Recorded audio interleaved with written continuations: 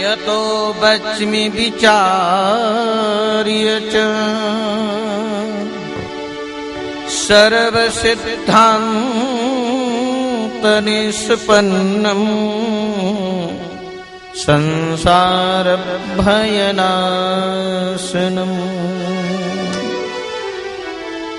सूत जी ने कहा, हे महाराज सौनक जी, जरूर मैं आपको सुनाऊंगा।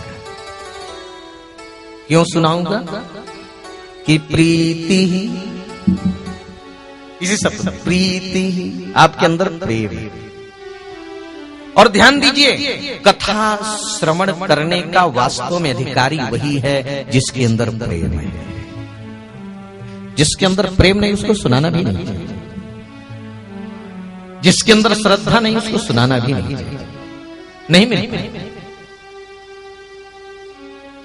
कितना भी बढ़िया आप बीज ले आओ, सुंदर संशोधित ले आओ, है ना, अच्छा से अच्छा ले आओ, अगर ऊसर भूमि में बो दो तो अब बताइए, ऊसर भूमि में बो दीजिए तो क्या उसका कोई महत्व है? कोई महत्व नहीं। इसलिए जिसके अंदर प्रेम हो उसी को सुनाना भी चाहिए।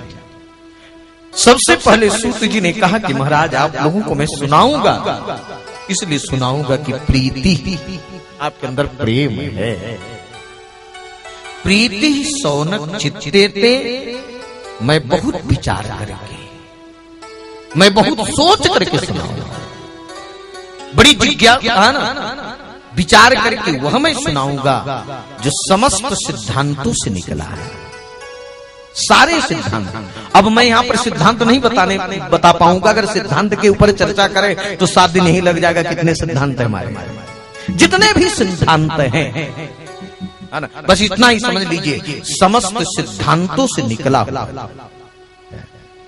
हुआ जो है वह मैं सुनाऊंगा। और वह सुनाने जा रहा हूं जिसको सुनने के बाद संसार का भय नहीं रहता है। जिसको सुन लोगे तो संसार का भय समाप्त हो जाएगा। कितने लोग कहेंगे महाराज संसार का भय क्या है? संसार का बड़ा भयंकर भय है। सुन लो संसार का भय और पकड़ लेना, है ना? संसार का भय पुनरपि जननम पुनरपि मरणम पुनरपि जननी जठरे शयनम। बार बार माता की पेट में जाना और बार बार जन्मना, यही तो जीव कर रहा है महाराज। बार बार जन्मना और बार बार मरना, यही तो संसार का भय है। बड़ा कष्ट होता है जन्म काल में और बड़ा कष्ट होता है मरण काल में महाराज। देखिए गोस्वामी जी ने कहा कि जन्मत मरत दुसह दुख हुई। इतना दुख होता है जो सहा नहीं जा सकता। दुसह माने जो सहने के बाहर, असह्य होता है। हजारों बिच्छुओं के डंक का कष्ट, कभी किसी को बिच्छू का डंक लगा हो तो पता चला हो, और हजारों बिच्छुओं के डंक का कष्ट मरते समय, और हजारों बिच्छुओं के डंक का कष्ट मरते समय। संसार भयनाशनम, मैं वह सुनाऊंगा कि जो संसार का भय ही समाप्त हो जाए।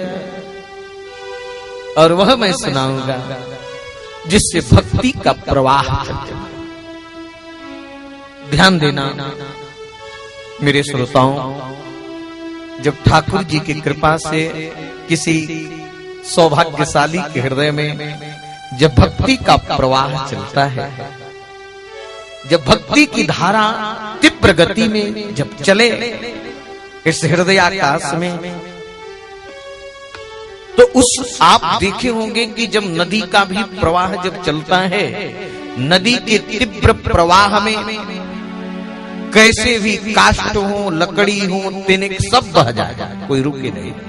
इसी प्रकार थोड़ा सा ध्यान दीजिएगा, जब भक्ति का प्रवाह चलता है, भक्ति की जब प्रबल कोई रुक नहीं पाता।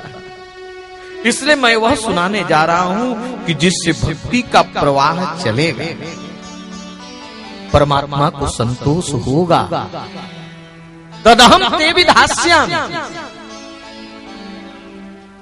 तदहम ते विधास्यामि का मतलब कथिष्यामि, मैं कहूंगा लेकिन सावधानतया शृणु।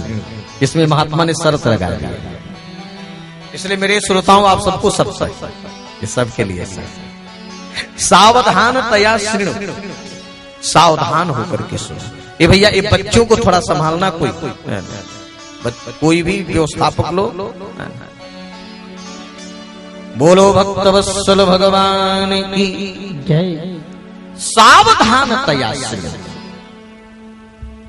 एकैक मना, एकैक मना एकाग्र मन करके। अगर आप कथा में बैठे हैं ना, आपका मन अगर घर में चला गया हो तो बुला लो। महाराज होता है, बैठे रहते हैं कथा में, चिंतन करते हैं दुकान की, लेकिन ऐसा काम अगर होगा ना तो गड़बड़ हो जाएगा, वो जो मिलना चाहिए सो नहीं मिलेगा। इसलिए महापुरुष सावधान करते हैं कि सावधानतया शृणु, एकाग्र मन होकर कि कहीं अगर इधर उधर मन गया हो तो मन को बुला खींच और ठाकुर जी के चरणों में लगा दो। इसलिए सावधानतया शृणु। जब सूत जी ने कहा कि सावधान होकर के सुनो, तो सारे 88,000 महर्षियों श्री सौनक जी के साथ और वैसे भी सब सावधान है, तब लोग सावधान हो गए। जब सावधान हो गए तो सूत जी ने कहा कि एक बहुत बड़ा सर्प है।